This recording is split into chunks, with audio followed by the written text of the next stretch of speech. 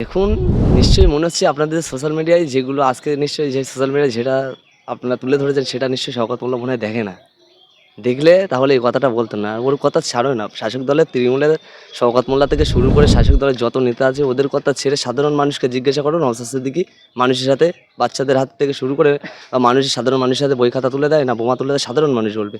শাসক দলের কাজ অটোমেটিকলি এখন তোমরা দেখতে পাচ্ছ শাসক দলের যত সাধারণ মানুষ আছে সাধারণ মানুষও জানে শাসক দলের একটা কাজ হলো এখন যে কোনো আমাদের এই পশ্চিমবাংলায় যে কোনো রাজনৈতিক দল আছে সব রাজনৈতিক দল ছেড়ে এই স্রেফ একটা আমাদের বিধায়ক নওশাদ সিদ্দিকী এই আইএসএফের পিছনে লেগে আছে পুরো শাসক দলটাই কেন আজকে লেগে আছে সেটা আমাদের ভাবতে হবে যে নওশাদ সিদ্দিকীর পিছনে কেন আজকে লেগে আছে।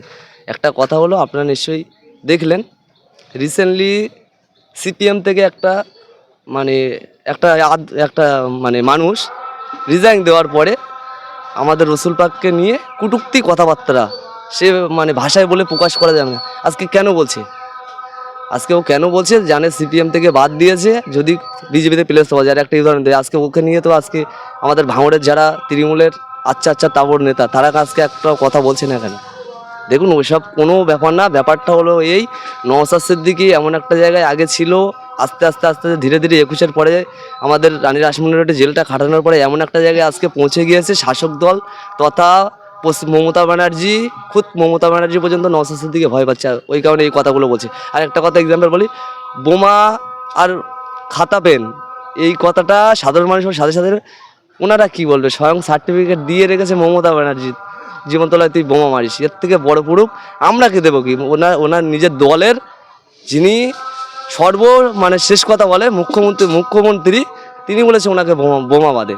উনি আমাদের কথায় না কথা বলাই ভালো বা নওশাদ সিদ্দিকীর ব্যাপারে শওকত মোল্লা তথা এই শাসক দলের লিডারদের আমরা বলবো যে নওশাদ সিদ্দিকীর ব্যাপারে না কথা বলে আপনার দলের যে লিডার আপনারা যে অবজারভার বলে দাবি করে জানাকে এনে রেখেছেন তিনি কি করে তার কথাটা আগে বলো।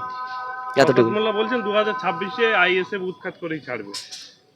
দেখুন 2026-এ ভাঙড় থেকে আইএসএফ উৎখাত করে ছাড়বে না ওনার জীবনতলা শেষ হবে সেটা উনিই ভালো বলতে হবে। কারণ আজকে আমরা দেখতে পাচ্ছি উনি যখন থেকে অবজারভারের নাম করে ভাঙড়ে এসছে তখন থেকে কিন্তু জীবনতলা পাঠ কিন্তু ফাঁকা আপনারা নিশ্চয় জানেন। সেখানে আমাদের যে শক্তিটা ছিল তার থেকে কিন্তু শক্তি আমাদের দিনে দিনে বাড়ছে। ওনার কিন্তু জীবনতলাতে আপনারা দেখেছেন জীবনতলায় একটা প্রোগ্রাম দেখান আপনারা ধরে দেখান 21-এর পর থেকে জীবনতলায় কটা প্রোগ্রাম করেছে আর ভাঙড়ে কটা প্রোগ্রাম করেছে। তাহলে কি ভাঙড়ে প্রোগ্রাম করার মূল উদ্দেশ্য ভাঙড়ের মূল উদ্দেশ্য হলো ভাঙড়ের মানুষকে আজকে বোকা বানানোর জন্য ভাঙড়ে এসে পড়ে আছে একটাই কারণে ভাঙড়ের মানুষকে বোকা বানানোর জন্য।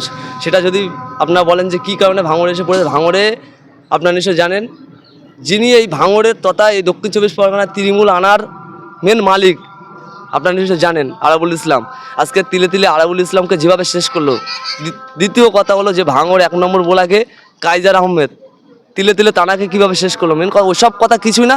ভাঙড়ে উনি একটা মানে মধুর ভাণ্ডার পেয়েছে ব্যাপারটা হলো এই অন্য কোনো ব্যাপার না। ক্যানিং পাটটা এমন একটা জায়গায় পড়ে ক্যানিং পাটে সেই ভাণ্ডারটুকু নেই আর এই ভাঙড়ে সেই ভাণ্ডারটুকু আছে মধুর ভাণ্ডার সেই কারণে ভাঙড়ে পড়ে আছে। আর একটা কথা দিদির ও ভাবলো যে দিদির হাত আমার মাথায় আছে বা অভিষেক দাদার মাথায় আমার মাথায় আছে এতটুকু ভেবে ও ভাঙড়ে পড়ে আছে। এতটুকু ওকে আমরা বলি যে তুমি সব ছেড়ে আমাদের মতো আমরা যেরকম বা নর্থ ইস্ট যেরকম লিডারশিপ সেরকম সাধারণভাবে এসে মানুষের দাঁড়িয়ে যাও না বাবু কিরম তোমার ক্ষমতা আছে তুমি যাও মানুষেরকে বোঝাও। ওসব বাদ দিয়ে ও এসে শুধু নওশাদ সিদ্দিকী কী করেছে এই করেছে ওই করেছে হাবি যাবি এইসব শুধু কথা ব্যালেন্স যে ওরা জেতার পরে আমরাও নওশাদ সিদ্দিকী জিতেছে আমরাও 100 বার বলতে চাই নওশাদ সিদ্দিকী কোন কাজটা করিনি আমাদের দেখাক যে কাজটাই করতে যাচ্ছে। আপনারা তো আসেন বিডিও অফিসে আপনারা আসেন নওশাদ সিদ্দিকী ডাইরেক্ট কোনো কাজ করতে পারবে ওরা সবসময় বলে নওশাদ সিদ্দিকী কাজ করতে পারে না। নওশাদ সিদ্দিকী ডাইরেক্ট কি কোনো এমএলএ কোটা থেকে কোনো কাজ কিন্তু ডাইরেক্ট করতে পারবে ওনার ওখান থেকে পাশ হয়ে বিডিও অফিস থেকে তো কাজটা পাস হবে সেখানে বসে আছে কারা তৃণমূলের লোক বসে আছে। আপনার তৃণমূলের লোক করতে দিচ্ছে না আপনারা বলুন না যে আমরা করতে দেবো আমরা যাচ্ছি।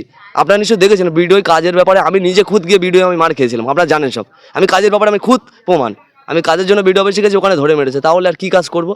একটা সাধারণ মানুষের উদ্দেশ্যে একটা কথা বলি আপনারা নিশ্চয়ই জানেন নওশাদ সিদ্দিকী কোন বংশ থেকে উঠে এসছে এতটুকু আপনারা জানেন। আর নওশাদ সিদ্দিকী আজকে 5 বছর ধরো 4 বছর 4.5 বছর হতে যায় আর রিসেন্টলি আর 6 মাস ওনার হাতে টাইম। এই 5 বছরে এই 4.5 বছরে কী করেছে না করেছে আমরা আরও দেখেছেন তো বাইরন বিশ্বাসের আপনারা দেখেছেন তো যারা ভোট দিয়েছিল তাদের সাথে গাদ্দারি করে বিক্রি হয়েছে। যদি সেরকমই হতো নওশাদ সিদ্দিকী আজকে আইএসএফে থাকতো না, অন্য কোনো দলে চলে যেত। আমরা এতটুকু বিশ্বাস বা আশাবাদী, নওশাদ সিদ্দিকী ভাঙড়ে যতদিন দাঁড়াবে ততদিন এই ভাঙড় থেকে জিতবে, ভাঙড়ের মানুষ নওশাদ সিদ্দিকীকে জেতাবে। আপনার নাম দিদি। রাহুল মোল্লা।